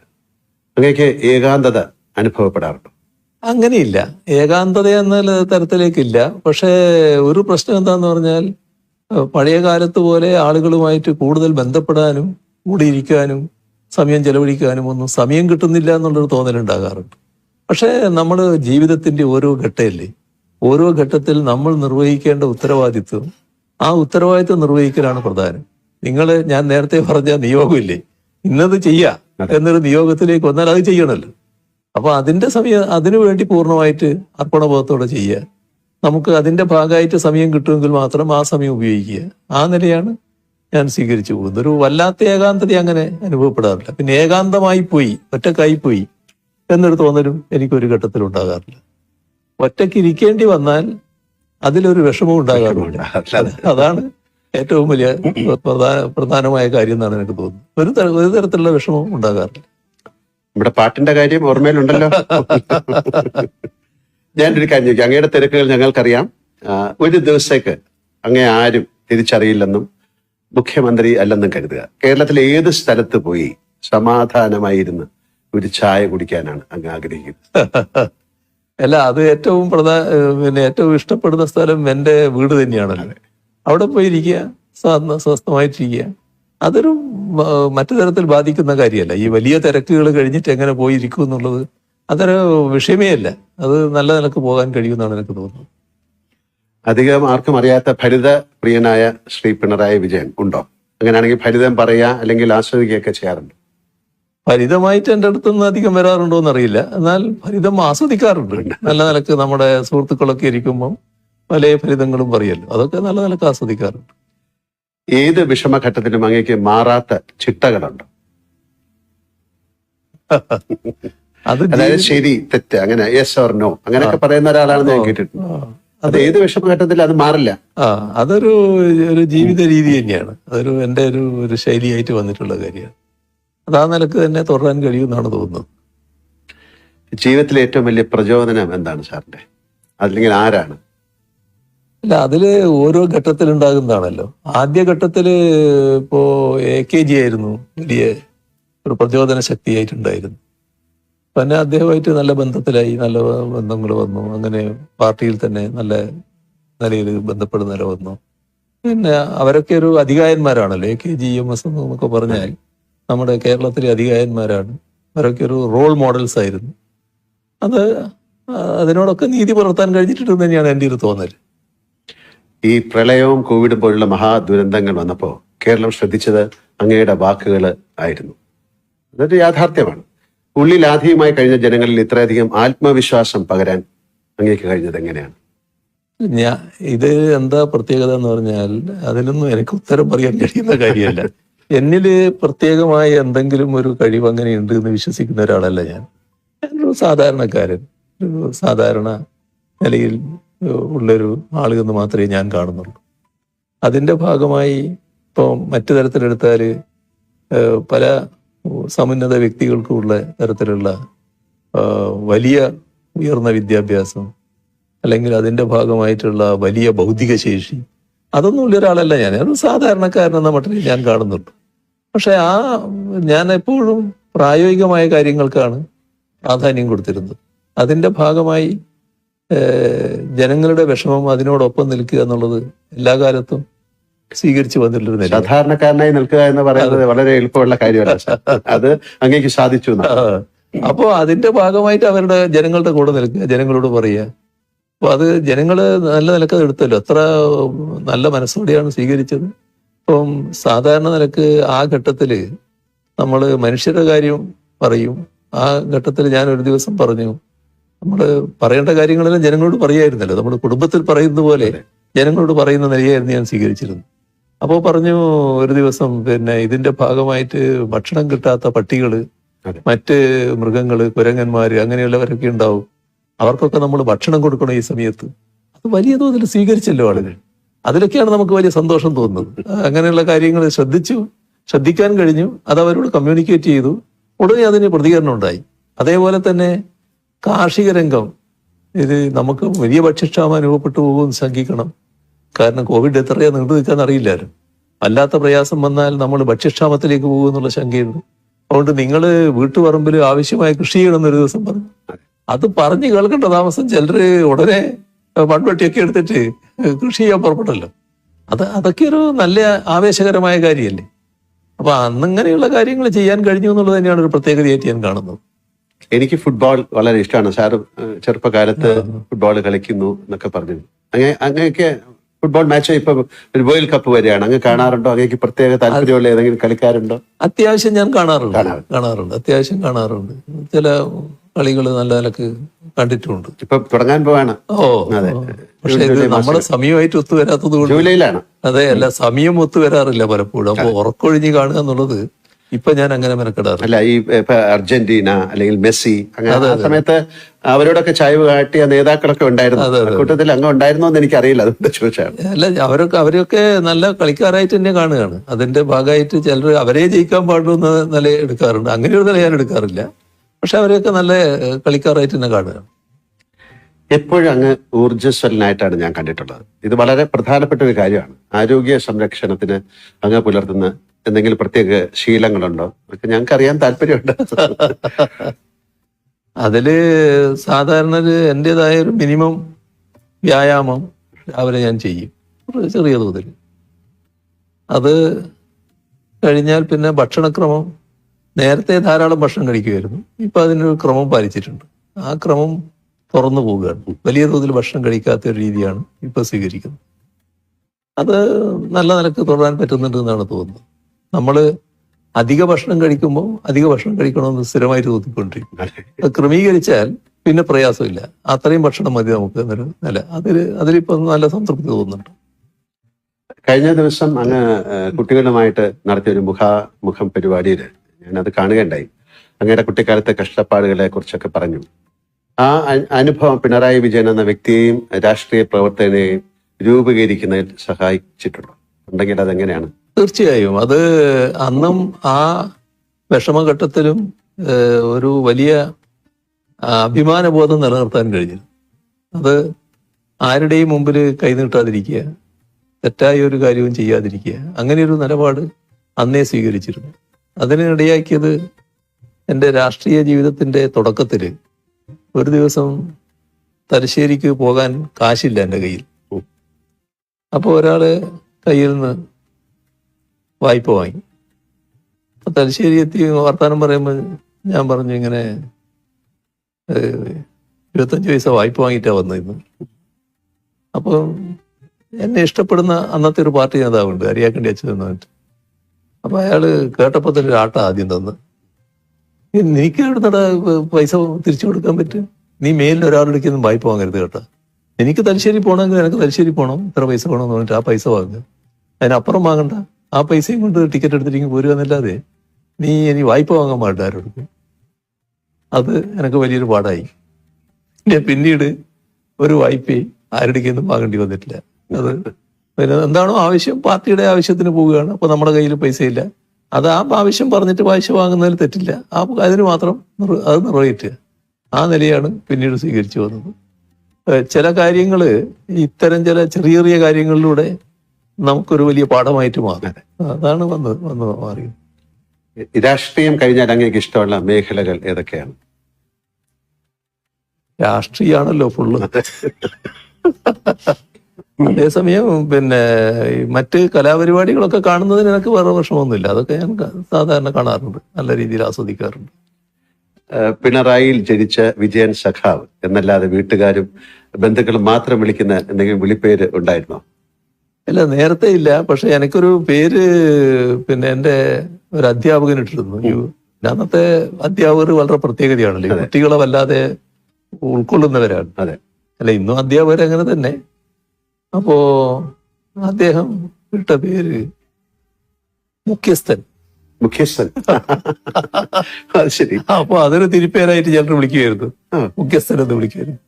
ഇപ്പം സ്കൂൾ കാലത്തെ കുറിച്ച് പറഞ്ഞുകൊണ്ട് ചോദിക്കാണ്, പിണറായിയിലെ വീട്ടുമുറ്റത്ത് ഓടിക്കളിച്ചിരുന്ന വിജയൻ എന്ന ബാലന് മുഖ്യമന്ത്രി കസേരയിൽ ഇരുന്ന് തിരിഞ്ഞു നോക്കുമ്പോൾ എന്ത് തോന്നുന്നു?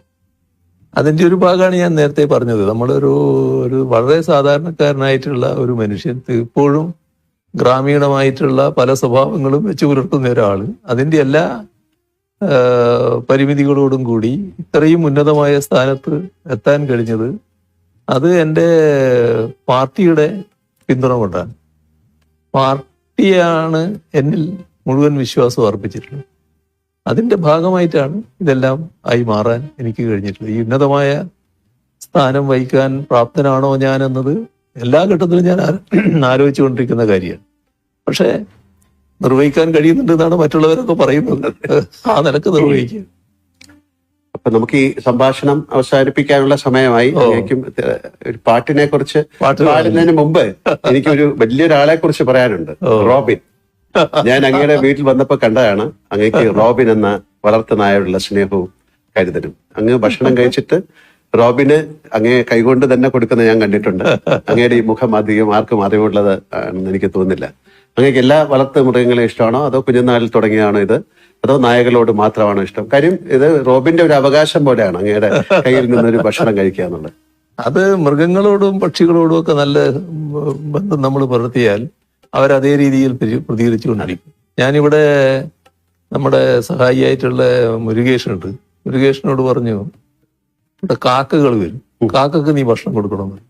ഇപ്പൊ എന്താ ചെയ്യുന്ന പറഞ്ഞാൽ ഒരു കാക്ക അവന്റെ കയ്യിൽ നിന്ന് ഭക്ഷണം എടുക്കും. അപ്പൊ കയ്യിൽ നിന്ന് അങ്ങനെ നേരിട്ട് കൊടുക്കണ്ടെന്ന് ഇപ്പൊ ഞാൻ പറഞ്ഞു, എറിഞ്ഞു കൊടുത്താൽ മതി. കാരണം എന്തെങ്കിലും രോഗം പകർന്നെങ്കിലും വിഷമാണല്ലോ. പക്ഷെ നേരെ കയ്യിൽ നിന്ന് എടുക്കുക ആ കാക്ക വന്നിട്ട്. അതാണ് ആ ബന്ധം എന്ന് പറയുന്നത്. ഇവിടെ ഒരു ക്ലിഫ് ഹൗസിന്റെ മുമ്പിൽ ഒരു ഫൗണ്ടൻ ഉണ്ടല്ലോ. ആ ഫൗണ്ടൻ സാധാരണ രാവിലെയാണ് നമ്മളിടല്. ഒരു ദിവസം ഇങ്ങനെ തോന്നിയപ്പോ ഞാൻ പറഞ്ഞു അത് വൈകുന്നേരം ഒന്ന് ഇട്ട് നോക്കുന്നത്, 6 മണിക്ക്. അപ്പൊ പക്ഷികൾ കൂടുന്ന സമയം ഇവരെല്ലാരും വന്ന് എന്തൊരു സന്തോഷമാണല്ലോ. അവർ കുളിച്ച് ഒരു കുളിയുണ്ടാവും. ആ കുളിയെല്ലാം കഴിഞ്ഞിട്ട് ഒരു സദസ്സുണ്ട് അവിടെ ഇരുന്നിട്ട്. അങ്ങനെ എല്ലാം കുളി കഴിഞ്ഞിട്ട് അവര് കൂട്ടിലേക്ക് പോവുകയാണ്. അപ്പോ നായയുടെ കാര്യം പറഞ്ഞാൽ വലിയ അത്ഭുതകരമായ കഥ എൻ്റെ അടുത്തുണ്ട്. ഞാൻ ആദ്യമുള്ള എൻ്റെ ചെറുപ്പകാലം വീട്ടിന്റെ സൈഡിലൂടെ ഒരു കൂട്ടർ പോവുകയാണ്. പഴയ തവളയെ പിടിക്കുന്നവരാണ്, നാട്ടുകാരല്ല. അതെ. അവരുടെ കൂട്ടത്തിലുള്ള ഒരു പട്ടി, ചെറിയ പട്ടിയാണ്. അവിടെ നിന്ന് ഇറങ്ങിയിട്ട് വീട്ടിലേക്ക് വന്നു. അപ്പൊ അവരങ്ങ് പോയി.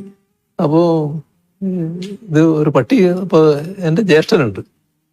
ജ്യേഷ്ഠൻ പറഞ്ഞു അതവിടെ നിന്നോട്ടെ, വന്നതല്ലേ അവിടെ നിൽക്കട്ടെ എന്ന് പറഞ്ഞു. അത് പിന്നെ വീട്ടിൽ വളർന്നു.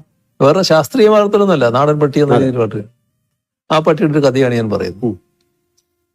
ഒരു ദിവസം അമ്മയുടെ അടുത്ത്, അടുക്കളയിലെ അമ്മയുടെ അടുത്ത് പോയിട്ട് ഇതൊന്ന് മുരണ്ട് ചെറിയ മട്ടിൽ കുരച്ചു, മുണ്ടൊന്ന് കടിച്ചു വിരിച്ചു. അപ്പൊ അമ്മ ചീത്ത പറഞ്ഞു. അപ്പൊ ഇതിന് അമ്മയുടെ അടുത്ത് യേശുന്നില്ല എന്ന് തോന്നി. നേരെ അവിടെ നിന്ന് ഇറങ്ങി ആ വീട്ടിന്റെ തൊട്ട് പിന്നിലുള്ള ഒരു വീടുണ്ട്. അവിടെ ഒരു നാണി എന്ന് പറയുന്ന സ്ത്രീയുണ്ട്. ആ സ്ത്രീയുടെ അടുത്ത് പോയി ഇതേ കാര്യം അവരോട് ചെയ്തു. അപ്പൊ അവര് കുറച്ച് പിന്നെ പോസിറ്റീവായിട്ട് എടുത്തു. ഇതൊരു പെൺപട്ടിയാ, എന്താ മോളെ എന്നെല്ലാം പറഞ്ഞിട്ട് അപ്പൊ മുണ്ടിങ്ങനെ കടിച്ച് വലിച്ച് നടന്ന് ഈ വീട്ടിന്റെ പിന്നിലൂടെയാണ് വരേണ്ടത്. അപ്പൊ വീട്ടിലെ അവസ്ഥ എങ്ങനെയാന്ന് പറഞ്ഞാൽ വീടിന്റെ മുറ്റം അത് കഴിഞ്ഞിട്ടൊരു പ്ലാറ്റ്ഫോം പോലെയാണ് കിണറിന്റെ. ആ പ്ലാറ്റ്ഫോമിന് കഴിഞ്ഞാൽ ഒരു കല്ലിങ്ങനെ വെച്ചിട്ടുണ്ട്, അതിന്റെ അപ്പുറം കിണറാണ്. അപ്പോൾ വലിയ ആൾമറയുള്ള കിണറല്ല നടന്നു. ഇവള് ഈ നാണി നടന്നു വന്ന് വടക്ക് മുറ്റത്തെത്തിയപ്പോൾ കാണുന്നത് ഇവളെ മുട്ടിലഴിഞ്ഞു വരുന്ന കുട്ടിയുണ്ട്. ആ കുട്ടി ഈ പ്ലാറ്റ്ഫോം കയറിയിട്ട് ഈ ഒറ്റക്കല്ലുണ്ടല്ലോ, ആ കല്ല് പിടിച്ചിട്ട് ഇങ്ങനെ കിണറിലേക്ക് നോക്കുന്നതാണ്. പിന്നെ എന്താ പറയേണ്ടത്? അങ്ങനെ അത്ഭുതകരമായ രക്ഷപ്പെടൽ. പിന്നെ അവൾക്ക് ഈ പട്ടി എന്ന് പറഞ്ഞാൽ ഭയങ്കര ജീവനാണ്. അങ്ങനെ കഴിവുള്ള പട്ടികളുണ്ട്. ആ പട്ടി തന്നെ ഒരു ദിവസം ഞാനിങ്ങനെ, സാധാരണ ആ കാലത്തൊരു ശീലം, പുറത്തു പോയാല് ചെരുപ്പുണ്ടായാലും ചെരുപ്പില്ലെങ്കിലും, ചെരുപ്പില്ലാത്ത കാലമാണ് അധികവും, കാല് കഴുകിയിട്ട് അകത്തോട്ട് വീട്ടിലേക്ക്. അങ്ങനെയാണ് ഒരു ശീലം. ഒരു കോലായിലേക്ക് കയറുമ്പോൾ ഉള്ളൊരു വലിയ കല്ലുണ്ട്, അതിന്റെ നിന്ന് കാല് കഴുകി അതിന് വെള്ളം ഇവിടെ വെച്ചിട്ടുണ്ടാകും. അപ്പൊ ഞാൻ ഒരു ദിവസം ചെന്നപ്പോൾ വെള്ളം അവിടെ ഇല്ല. അകത്ത് പോയി വെള്ളം എടുത്തിട്ട് വന്നിട്ട് പിന്നെയും കഴുകും. അകത്ത് പോയി ആ പിന്നെ വെള്ളവും പാത്രവും എടുത്ത് വന്ന് കിണ്ടിന്നാ പറയാൻ പാടില്ല, കിണ്ടിയും വെള്ളം എടുത്ത് വന്ന് പിന്നെ കാല് കഴുകാനാണ് വരുന്നത്. പട്ടി വിടുന്നില്ല. പട്ടി ഭയങ്കര തടസ്സം. അപ്പൊ എന്താ വ്യാസി എന്നാ അതിന്റെ പേര്. എന്താന്നിട്ട് പറഞ്ഞിട്ട് ഈ വിളക്ക് തൂക്കിയിട്ടുണ്ട്. തൂക്കിയ വിളക്കെടുത്ത് ഞാൻ ഇങ്ങനെ നോക്കുകയുണ്ട്. അപ്പോ ഈ കല്ലിന്റെ മേലെ വലിയൊരു പാമ്പ്, കരിവേലിപ്പട്ടാന്ന് പറയും, ആ പാമ്പ് ഇങ്ങനെ കിടക്കുകയാണ്. നമ്മൾ കണ്ടതോടുകൂടി പട്ടി പോയി. പിന്നെ ആ കാലാണല്ലോ, ഇന്നത്തെ പോലെ പാമ്പിനെ സംരക്ഷിക്കേണ്ട കാര്യമൊന്നുമില്ല, തല്ലിക്കൊന്നു. അതാണ്, അത്രയും കഴിവുള്ള പട്ടികളുണ്ട്. അതിൽ നിന്നൊരു പട്ടി സ്നേഹം ഉണ്ടായിരുന്നു പറയാം. റോബിനെ അങ്ങയോടുള്ള അങ്ങേക്ക് റോബിനുള്ള സ്നേഹം. ചിലപ്പോ വളരെ സന്തോഷം. നമുക്കൊരു പാട്ടിലേക്ക് കടക്കാം. അങ്ങേക്ക് പാടാൻ സാധിച്ചില്ലെങ്കിൽ വരികൾ പറഞ്ഞാലും മതി. ഞാൻ നിങ്ങൾക്ക് വേണ്ടിയുള്ള ഒരു പാട്ട് തന്നെയാകാം. അയ്യോ, ആയിക്കോട്ടെ. ഹൃദിസ്ഥമീശ്വരം തെക്ത പ്രതിഷ്ഠാം പ്രതിമാം ഭജയിൽ കരസ്ഥ പായസം തെക്ത കോപരസ്ഥ ഗളം പിൻപേൽ എന്ന് പറഞ്ഞാൽ മനുഷ്യന്റെ ഹൃദയത്തിലാണ് ഈശ്വരൻ. ഹൃദിസ്ഥമീശ്വരം തെക്ത പ്രതിഷ്ഠാം പ്രതിമാം ഭജയിൽ, ഈ പ്രതിഷ്ഠയുടെ പിന്നിലേക്ക് പോകുന്നത്, വിഗ്രഹത്തിന് മുന്നിലേക്ക് പോകുന്നത്. കരസ്ഥ പായസം തെക്ത, ഇതിനകത്ത് പായസമുണ്ട്, പക്ഷെ ഇപ്പുറത്തൊരു തുള്ളി വെച്ചിട്ടുണ്ട്. അപ്പൊ കരസ്ഥ പായസം തെക്ത കോപരസ്ഥ ഗളം പിൻപേൽ. ഇത് നക്കാൻ വേണ്ടി പുറപ്പെടും, ഇതാകെ ചോർന്നു പോവുകയാണ്. അതാണ്, അതെന്നെ ഹൈസ്കൂളിൽ ഒരു മാഷ് പഠിപ്പിച്ചതാണ്, കേളം മാഷ് എന്ന് പറയുന്ന ഒരാള്. ആ പദ്യാണ്, അത് ഉപനിഷത്തിന്റെ ഒരു ഭാഗമാണ്. അപ്പൊ അതാണ് നിങ്ങളുടെ അടുത്ത് പറയാനുള്ള കാര്യം. സാർ, ഞാൻ അഭിനയിച്ച ഏതെങ്കിലും സിനിമയിലെ ഒരു ഡയലോഗ് സാറിന് ഓർമ്മയുണ്ടോ? എന്നോട് പറയാൻ. അത് എന്തല്ല ദിനേശനും ദാസനും ഒക്കെ. ഒരുപാട് സന്തോഷം. അങ്ങേക്ക് പറയാൻ എന്തെങ്കിലും ഉണ്ടോ? വേറെ എന്തെങ്കിലും?